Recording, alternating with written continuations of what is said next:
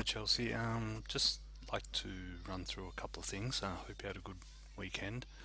Um, okay, so I've just made a document. Um, just made a couple of changes to the spreadsheet. So the first item that I've changed is the had the keeper the graph, the average sales price. I've changed it back to the Amazon price. So it's back to the original. I just think it was a bit confusing um, with the average price, and then we were working net profit out from the actual Amazon price. So I've just decided to go back to the original way for this. Okay, so what I'd like you to do um, from Monday is I've I've been analyzing the products myself and typing in the comments like the positives and negatives. So I'd like you to do that. So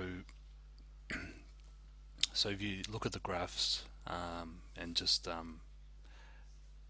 sort of note down what you think your opinion is on the graphs. Just write down like some quick notes on what you think are the positives and also the negatives. And yeah, like you can use the spreadsheet as a reference, like what I've previously typed, just if you sort of get stuck. Um, and finally, based on the graph, like reading of the graph, the keeper graphs, I'd like you to recommend the number of units that we should purchase of that item. So if we go to the see here the purchased item, I've been putting in the amount of units that I've purchased. I'd like you to recommend how many units that we should purchase, and basically I always purchase between 2 to 8 units of an item. So I'd like you to sort of stay within that range, um, because I don't like to purchase more than 8, because sometimes even when you think you're 100% sure that something's going to be a good product, there's always like sometimes there's competition, or Amazon decides to start selling the item. So yeah, so just stick to between 2 to 8 units of an item. And so we when you're making that decision, you need to look at a number of factors when determining how many units of a product to recommend to purchase. So I've just listed the main ones: competition.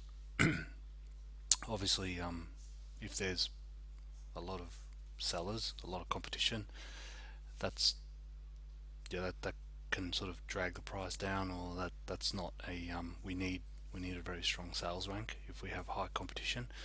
Um, net profit, net profit, the dollar amount, and also the net profit percentage.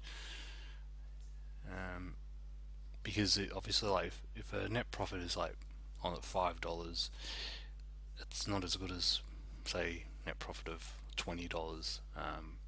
And obviously, the percentage, like 100% profit, is better than 50%. So we need to look at the amount and the percentage together.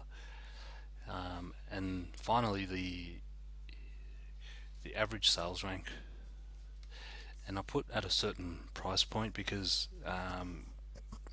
like an item might have a really strong average sales rank when it's selling for $20, but then if the price someone's trying to sell for $40,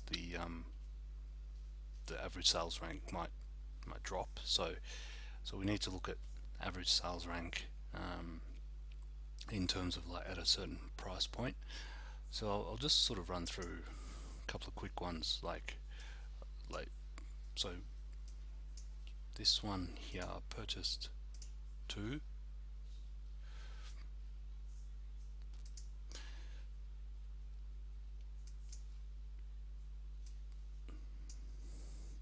So for me, this one had, I mean, it had decent return.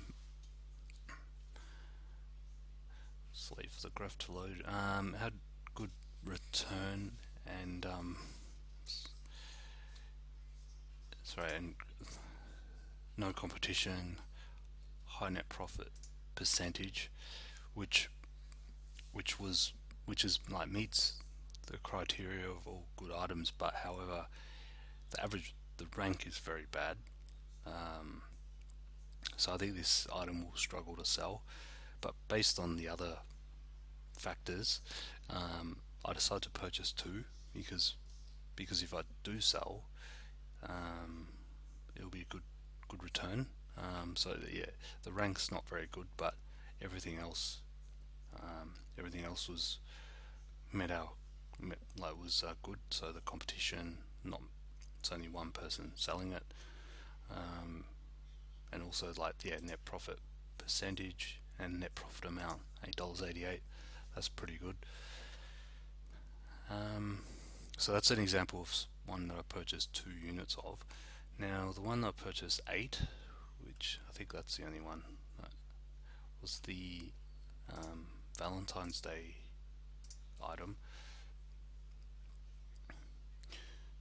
Now looking at the numbers, see, so low competition, there's only one seller, high net profit, well, $8.65 is pretty good, 124% profit, that's really good. And if we look at the graph, well, because it's coming up to Valentine's Day, we know this is going to sell. Like the rank's just going way up. Like it's around the prices stay the same. Rank rank is really good because it's a seasonal item and people are starting to purchase Valentine's Day cards. So this one was a definite like reason why I bought eight was based on all those factors combined. So so that's just an example of how I sort of look at things, and yeah, I'd just like you to try and well to yeah to start doing this from Monday. Is to just um, yeah make some comments, positives and negatives, and also recommend the amount of units that we should purchase. So yeah, just that's what I'd like you to start doing from Monday onwards, and yeah, that's it for today. And yeah, thanks for your help, and have a good week. Okay, bye.